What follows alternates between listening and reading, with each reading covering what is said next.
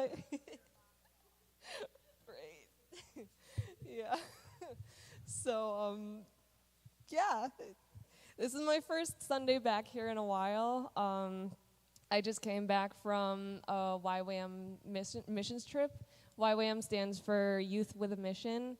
And yeah, it's just basically they equip like young adults to, and then it's 2 months of outreach. And for my outreach, I went to Brazil, just all over Brazil, spreading the gospel and serving in various ministries through different communities.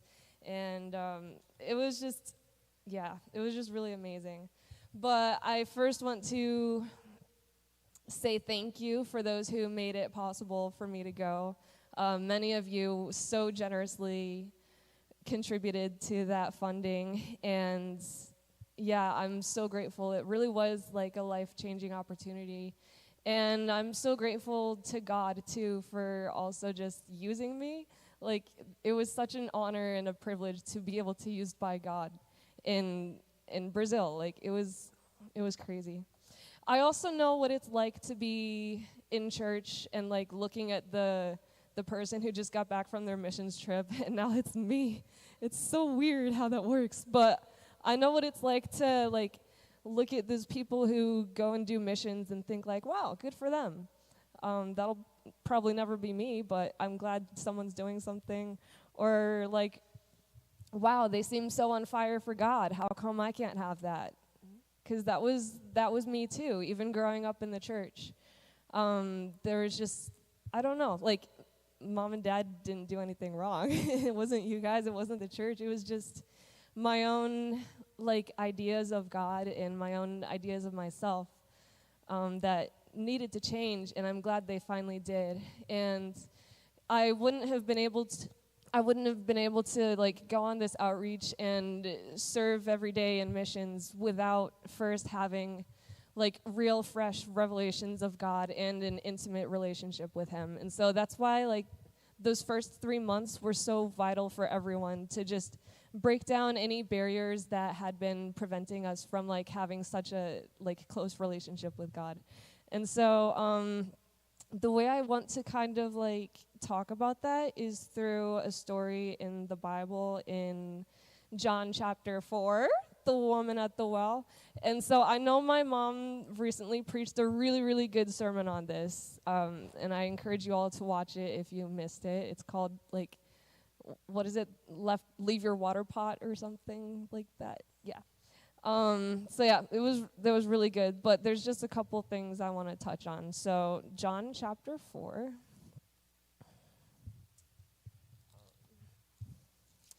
So this is, yeah, a very familiar story in the Bible, but it was also like referenced a lot during our class time, because there's so many things to pull from this story, and it's just very relatable. But basically, what happens in the story is there's this Samaritan woman at the well, and Jesus is coming back from a long journey, and he asks for a drink. He says, "Give me a drink." And the first thing that she says to him is interesting. And just imagine yourself as this Samaritan woman. But she says, "How is it that you, being a Jew, ask for a drink from me, a Samaritan woman?" So basically she's saying, like, imagine you meet Jesus, and he, like, you don't know it, or maybe you know it yet, but he has the everlasting life. He has, like, the everlasting water source. And the first thing you say to him is, how? Like, why? How you? How me? Like, this isn't going to work, because,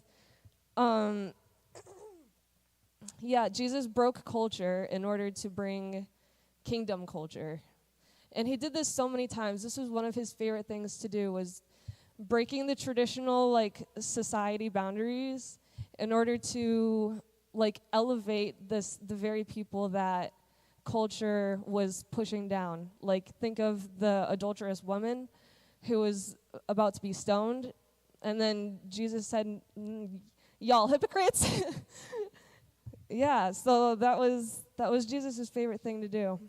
But us, as the Samaritan woman, imaginary, we still are like looking at reasons why we shouldn't take a drink, or why like what Jesus has to offer isn't for us.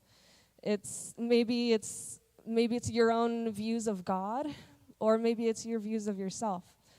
And again, like for these first 3 months that I went to YWAM, I saw so many of my friends like, just have these incredible revelations and become so free, and just like realizing that, you really can't earn grace. There's nothing you can do to earn that. You can't earn your salvation, but it's like God's salvation is for everyone. And it's life changing. It really is.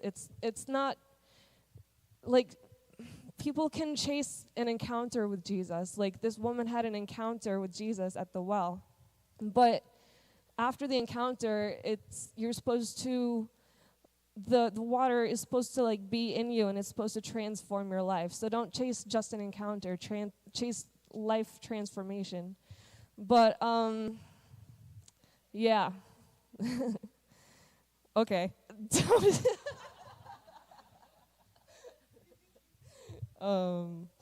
So ask yourself, what's separating you from the love of God? Or maybe what used to separate you from the love of God, which you are now working through. Or, no matter where you are in this process, like you can always have more of Jesus. So for a lot of people, this starts in childhood, where your authority figures may misrepresent God. Where, like, if you have, for example, let's say, for example, your parents are passive and emotionally disconnected, that may change how you view God. Maybe you see him through that lens, and you think that he's passive and not wanting to be emotionally close with you, but that is not true. God does want to be so close to you. God is an emotional God. Or let's say maybe your parents were like performance driven, and you felt their love when you were doing well, and maybe now you feel yourself striving, but that's also not what God wants you to do. Like, is anyone a Martha? Like, Jesus, how come Mary just gets to sit at your feet when I'm the only one serving? I'm working. Why? How come I can't just sit at your feet? You can. Like, you don't have to strive. Yeah, so we spent a lot of time learning about the good character of God, and just learning about God's good character, and being able to trust in his love, and like learn about the Father's love for us, the Father's heart of God. Because one characteristic of a father is he will love you even if like you can make a mess. But like, does that change the perfect father's love for you? No, he just wants you to come into his arms. Or like the prodigal son, when he returns home, and he was full of shame, and like had this whole apology, and like, I'll make it up to you. I promise. I'm gonna change. I'm gonna do better. But the father didn't even listen to that. He just ran and kissed his face, and just like welcomed him back with that embrace. That's the Father's love, and that's the Father heart of God. So, if any of you have been or have had authority figures misrepresent God, I would say the first step to freedom is to forgive them and understand that God's love is for them too, and the same grace that is offered to you is offered to everyone. But just forgive your authority figures, and and ask God to reveal his Father's heart for you. Yeah.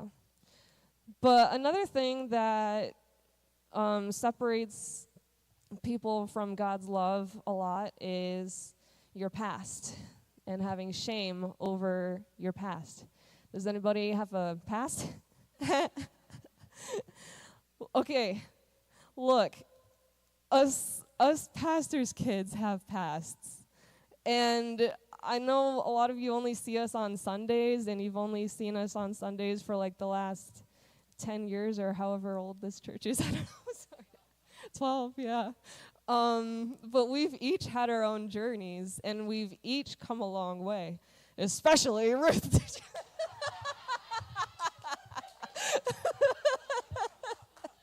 I'm sorry, I couldn't help that. You're just an easy target.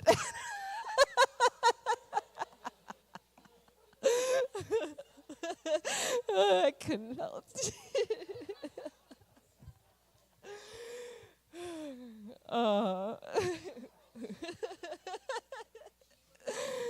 Yeah. Yeah. Yeah, so we've each come a long way. Maybe someday we'll share our testimonies. But that was actually one of the coolest things I got to do in Brazil was share my testimony in a church, and for the first time ever, like, basically hold, like, what I've come through as though David was holding Goliath's head. Instead of, like, having that as the giant that I was so afraid of and so afraid of people seeing, like my past, my dark secrets, like my sin, my failures, I'm able to, like, hold that and say, look what God has done for me. And, like, look how the enemy tried to take me down. But I just know, like, glory to God for coming into my life and slaying those giants for me. Yeah. Yeah. So the problem is we have an enemy who knows our past and will try every single day to take us down and to point out where we are flawed, where we are old nature, and he's going to feed lies into us that we believe. And if we do believe them, then we start to live as though we are still in our old nature, and it's just preventing us from coming into God's purpose for our lives. And yeah, this was me, okay? Yeah, this is everyone. We all hear lies from the enemy. We all believe lies. And yeah, so Satan knows your past, and he calls you by your sin. But God knows your sin, but he still calls you by your name. Like, Satan doesn't know your future, so he's going to, like, all he has against you is your past, and he's just going to throw that against you as hard as he can. But God knows your future, and he just wants you to trust him. He just wants you to take his hand and, like, walk with him and be transformed into his good character. And that's the rest of your life. That's his plan. Yeah. So back to this woman at the well. She, this is kind of hard to preach. I don't know. Thanks. I don't know. Okay, so Jesus points out everything that, or Jesus points out that, okay, I'm sorry. Let's look at verse 17. So Jesus knows that she has no husband. He said, "You have well said, I have no husband, for you have had 5 husbands, and the one whom you now have is not your husband, and that you spoke truly." So he's showing her that, like, he knows her, and he's still calling her up. He's still offering the drink of eternal life. And he's still saying in verse 23, The hour is coming and now is when the true worshipers will worship the Father in spirit and truth, for the Father is seeking such to worship him. Hey, didn't we talk about that last night at the worship service? Yeah. God is spirit, and those who worship him must worship in spirit and truth. Please just watch my mom's sermon on this chapter. It's really good. There's so many points. But okay, there's just one. Oh, the main point. The point of my mom's sermon, I'll just summarize in case. Okay, verse 28. The woman left her water pot, went her way into the city, and said to the men, "Come see a man who told me all things that I ever did. Could this be the Christ?" She left her water pot, meaning she left all of her old sources of life, like her old, like what they were used to getting as water sources. So whatever sources are in your life that are not Jesus, that's also something that should be a continuous process of laying down. Because we all have idols, and we all have things that get in the way. We all are holding on to something. It can even be your ministry and your giftings. Like if that becomes an idol and you take your eyes off of Jesus, then that also gets in the way. And then, okay, down in verse 39, and many of the Samaritans of that city believed in him because of the word of the woman who testified, "He told me all that I ever did." So the woman, she has an encounter with Jesus, and then she finds out about this everlasting life, this water. And then her testimony is what changes her city. So after you have your encounter, after you meet Jesus, and as you let him transform your life, your testimony is powerful. So thank you everyone who shares their parts of their story, and you can share your testimony to anyone around you, your friends, your coworkers, and that is what inspires people, and that's what helps people meet Jesus.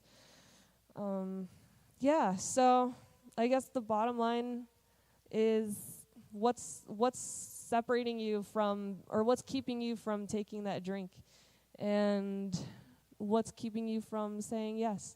Because thank God that nothing is of our own strength. Like this outreach, I'm about to show pictures and tell stories now, but one thing I learned is just letting God work through us and finding rest in him. He really can bring rest, because doing ministry every day, it's tiring, and when you're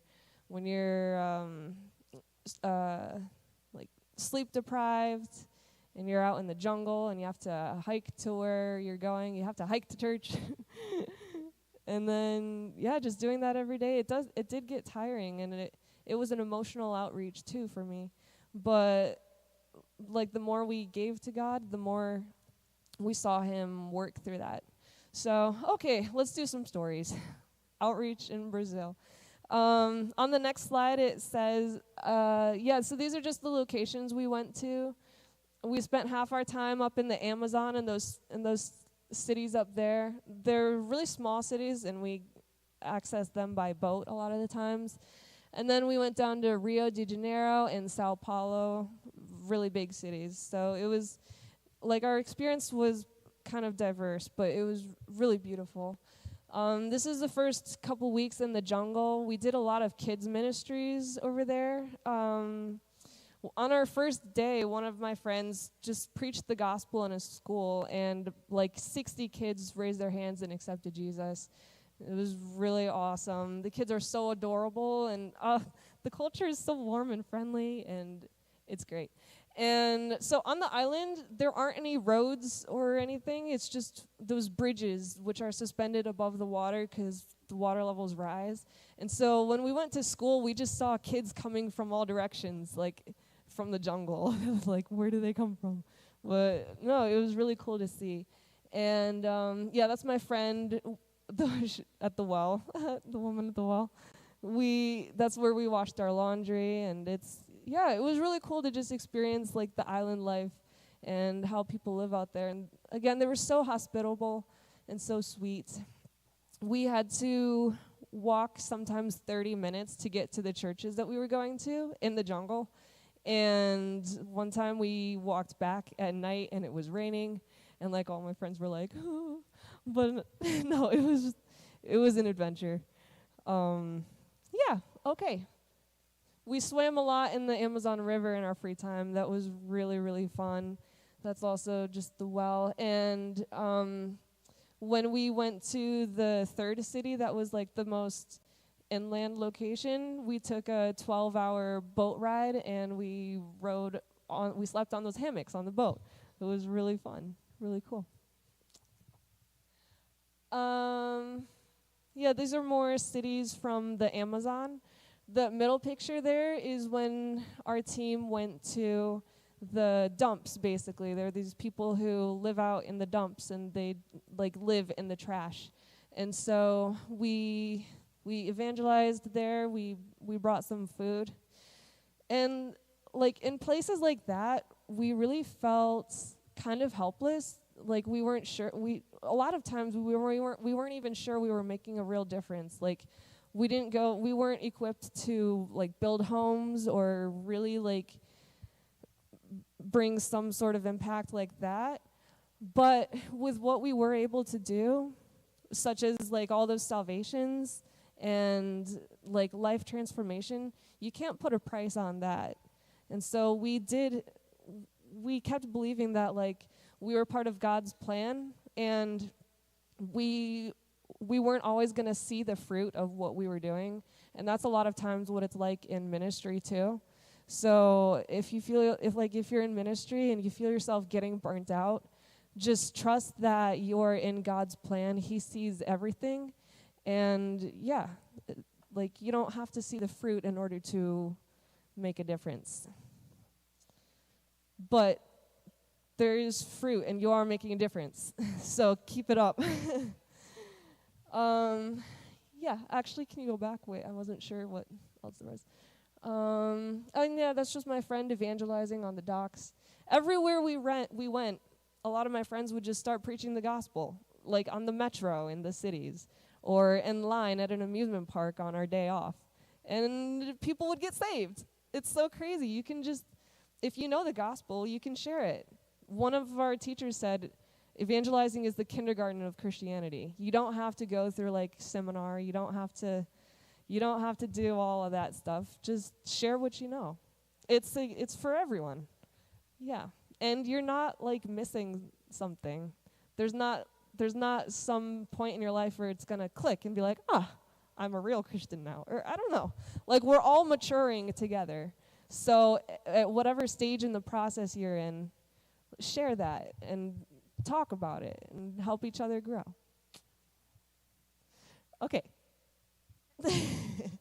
Okay, so this is where we stayed in Rio, the big city with the Jesus statue, you know, that famous one.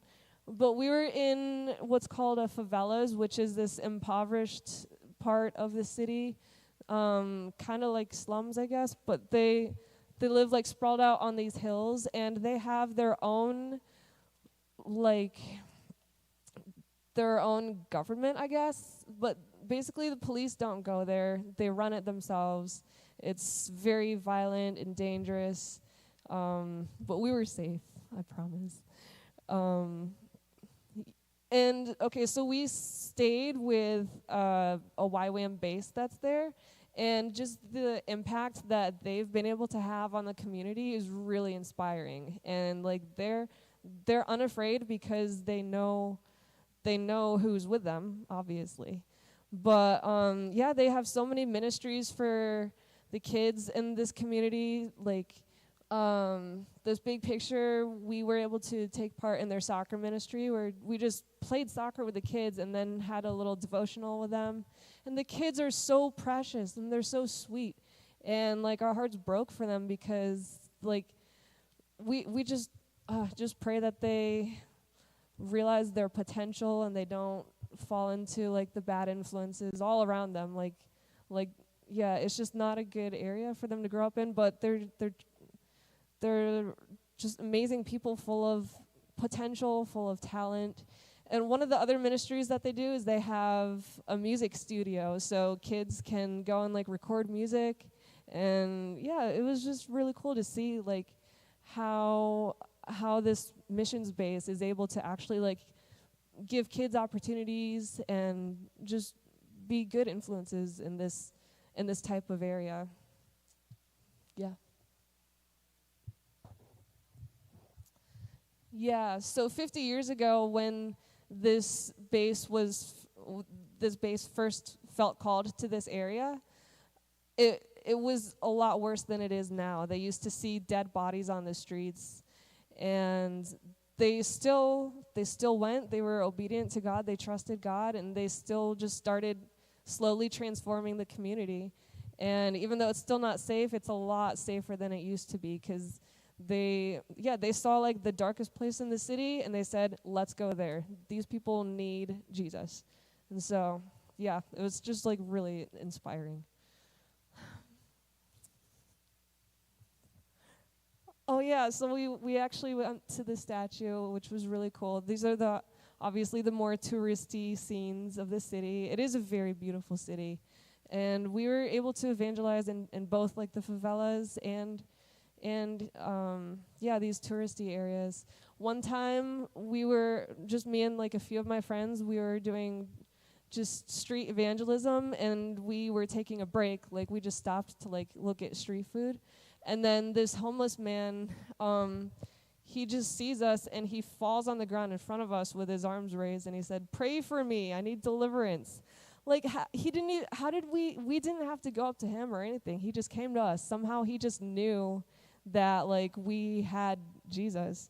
And so we prayed for him. My friend shared the gospel, and then we baptized him right there in the ocean. That was really cool how, like, we don't have to have a plan. Like, God sets up appointments. He'll literally bring people to us. We just have to say yes, and we just have to be available and always be ready to do that stuff. Yeah.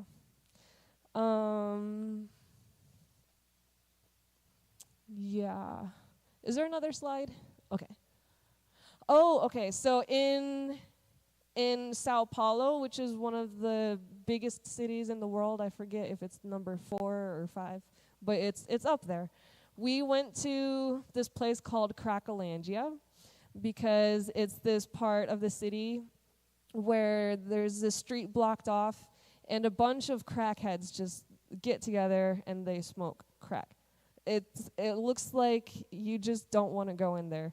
Like so many people just like in the streets, homeless people.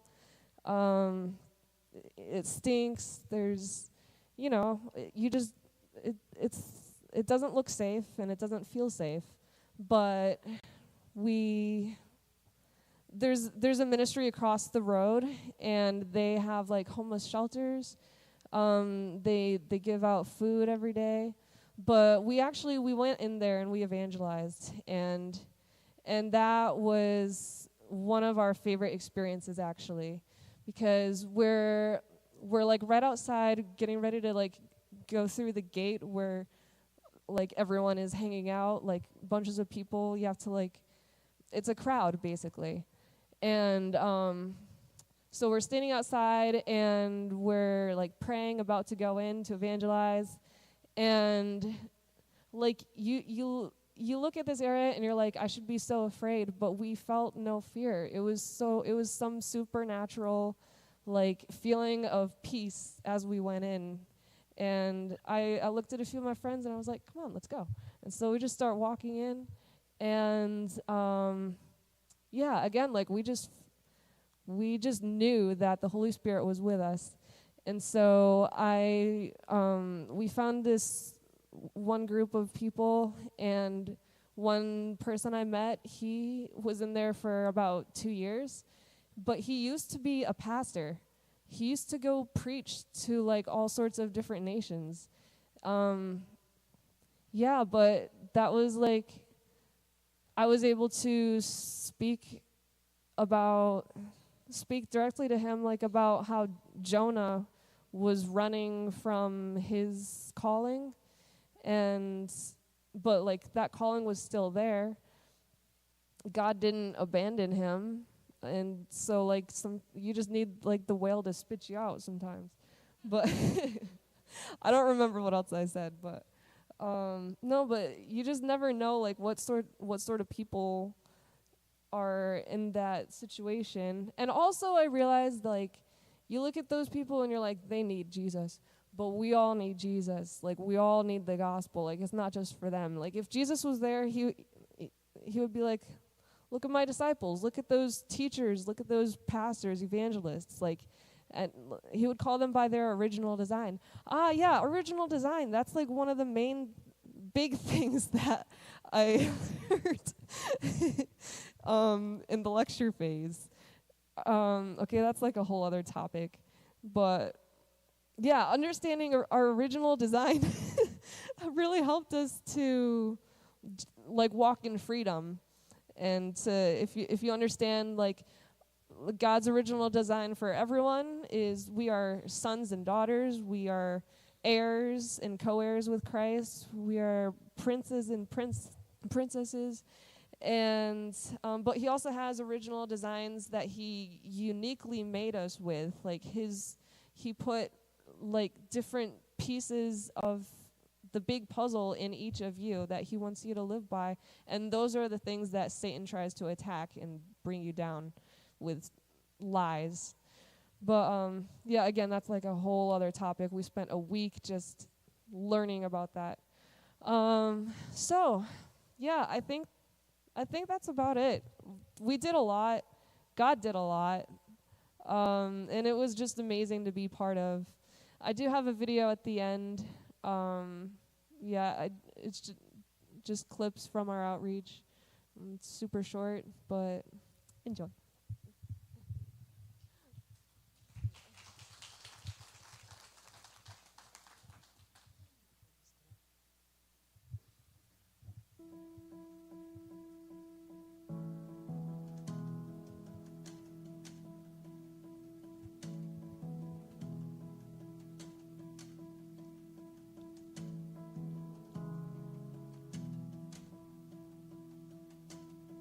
Seasons will change, colors will fade, but I know that you remain. If the road changes course, my compass your voice, and you will not leave me somewhere you never been, 'cause you go before me, you lead the way. If you say to follow, I won't be afraid. Jesus, it's an honor to cast down these crowns. What a privilege to lay my life down, 'cause I know that all I've gained will fade, but you will remain.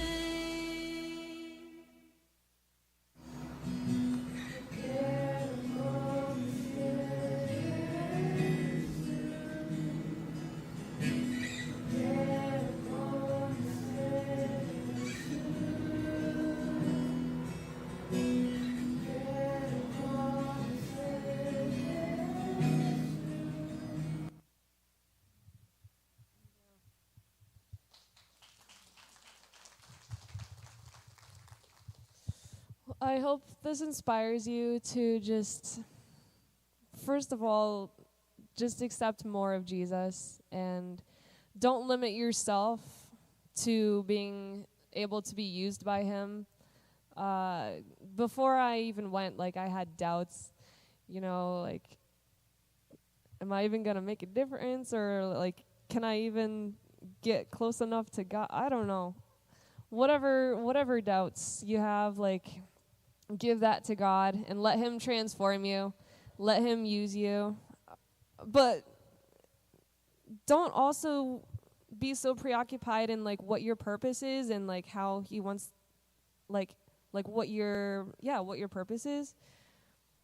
Because our first call is to know God. And so that's also what we did, is we just got to know God because it's a relationship. So, yeah, just keep your eyes on Jesus. And that's all I got, pretty much.